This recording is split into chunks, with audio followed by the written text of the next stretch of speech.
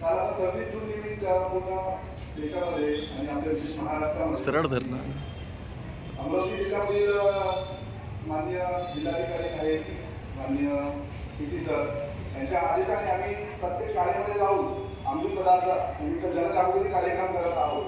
त्यामध्ये जे टीनेजर मुलं, लहान मुलं, तुमचं वय हे खेळाचं वय आहे, तुमचं खेळायचं वय आहे, तुम्हाला दिशा द्यायचं वय आहे. आपले जे गुरु आहे, शिक्षक आहेत, त्यांनी सांगितल्याप्रमाणे आपल्याला जे योग्य वाटेल त्या दिशेने चालतो. कुठेतरी आपल्याला कळत न कळत एखादी वाईट संगत लागते, काही बाहेरचे मुलं मिळतात, त्या प्रसंगी आपण काय करतो, चुकीचा मार्ग NDPS कायद्याबद्दल काही सांगितलं तुमचं ते एकदम तुम्हाला समजणार नाही. एक छोट्याशा उदाहरणाबद्दल मी तुम्हाला सांगतो. मी नागपूरला अजनीला ड्युटीला होतो 2 वर्ष आधी.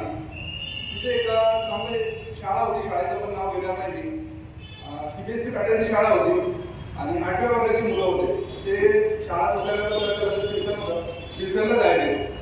ट्युशनला गेल्यानंतर ते जवळच 50 मीटरवरती चॉकलेट आईस्क्रीमचं दुकान होतं.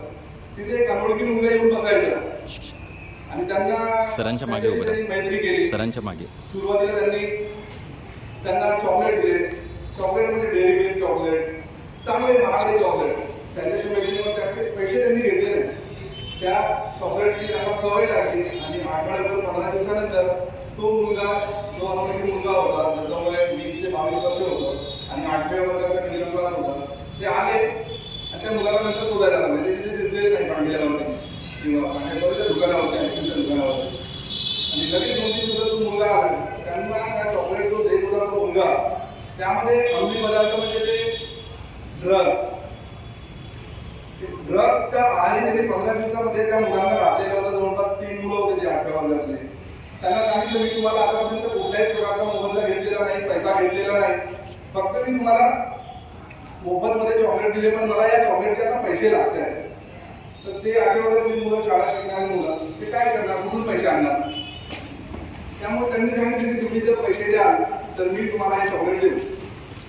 8व्या वर्गाच्या मुलांना सुद्धा माहिती नव्हतं की त्याच्यामध्ये ड्रग्स आहे. त्यांना ते खायला चांगलं वाटलं, त्यांना ती सवय पडली. त्यानंतर त्याच मुलांनी त्यांना गाईड केलं की तुम्ही तुमच्या घरामधल्या काही वस्तू मला द्या. त्याला उदाहरण सांगितलं की तुमच्या आईचं कानातलं, गळ्यातलं, हे त्या मुलांनी सांगितलं. त्या मुलांना राहावंसं झालं नाही. त्यांनी आंघोळीला गेलेलं आईचं ते दागिला बाहेर काढून ते आणलं आणि त्यांना दिलं आणि ते काही दिवस 10-15 दिवस चाललं त्याच्यावर. आणि ते आहारी गेले. काही दिवसांनी हे प्रकार उघडकीस आलं. त्या मुलाला त्यांच्या आईवडिलांनी कंप्लेंट केली आमच्याकडे. नुकताच तो चोरीचा गुन्हा दाखल झालेला होता, दागिने गहाळ झालेलं होतं. त्यामुळे आम्ही शोध लावला. घरी कोणी आलं नाही, फुटेजमध्ये पुढे दिलं, त्यांच्या घरी फुटेजमध्ये काही दिसत नाही. तर दागिने गेले पुढे. आम्ही घरी म्हटलं त्यांना शोधा. नंतर आम्हाला बरोबर संशय वाटत मुलाला विचारलं, सांगितले आमचं पुढे असं. पण तो जो मुलगा लावला होता तो आम्हाला मिळाला नाही. त्याला माहिती करून दिलं. त्यानंतर जे 8व्या वर्गाचे मुलं होते, त्यांचं शिकायचं होतं, त्यांना आम्हाला व्यसनमुक्ती केंद्रामध्ये टाकावं लागलं. इथपर्यंत तो स्तर म्हणजे जवळपास 1 ते 1.5 महिना त्यांनी ते प्रॉब्लेम करून तो स्तर वाढलेला होता. त्यानंतर त्यांची एज्युकेशनची लिंक ड्रॉप झाली. आता हे मी उदाहरण तुम्हाला मी ऍक्ट सांगितलेलं आहे, कायदे सांगितलेले आहे, त्याची पनिशमेंट सांगितलेली आहे. उदाहरण आमच्यासोबत झालेलं, मी ते हँडल केलेलं तपास तुम्हाला सांगितलं. त्यामुळे आपण शाळेत जात असताना, ट्युशनला जात असताना आपल्या आजूबाजूला बरेचशी दुकानं आहेत. तिथे कोणी अनोळखी व्यक्ती काय देत असेल तर ते आपण त्याच्यावरती लक्ष केलं पाहिजे. किंवा आपले आई वडील सांगतात आपल्याला कोणाकडनं काही खायचं नाही, तर आपले आई वडील एकदम योग्य सांगतात. टीचर सांगतात तिथनं गेल्यानंतर आपण घरी जायचं तर घरीच जायचं. त्यानंतर नशा पाणी म्हणजे तुम्हाला माहिती आहे, सिगरेट, गुटखा, तंबाखू, खर्रा, पट्टा, या सगळ्या नॉर्मल गोष्टी आहेत. याकडे तुम्हाला अवॉइड व्हायचं आहे. फक्त एकच गोष्ट लक्षात ठेवायची आहे की तुम्हाला आता 10वी, 11वी, 12वीमध्ये चांगले पर्सेंट घ्यायचे आहे, चांगले पर्सेंटेज घ्यायचे आहे. चांगले पर्सेंटेज घेतल्यानंतर तुम्हाला एक वेळ मिळून जातो, त्या वेळेनुसार तुम्हाला चालायचं. कुठल्याही वाईट व्यक्तीकडे आता जायचं नाही आहे. तिथे काय तुम्हाला जर तिथे काही कधी आढळलं तर मॅडम तुमच्या रेग्युलर तुमच्या शाळेला तर त्यांना सांगा, मुख्याध्यापक सर आहे त्यांना सांगा, तुमच्या टीचर स्टाफला सांगा असं काही आढळलं. तेवढं सांगायचं होतं. तुम्ही शांतपणे ऐकलं, त्याबद्दल सगळ्यांना धन्यवाद. थँक्यू. धन्यवाद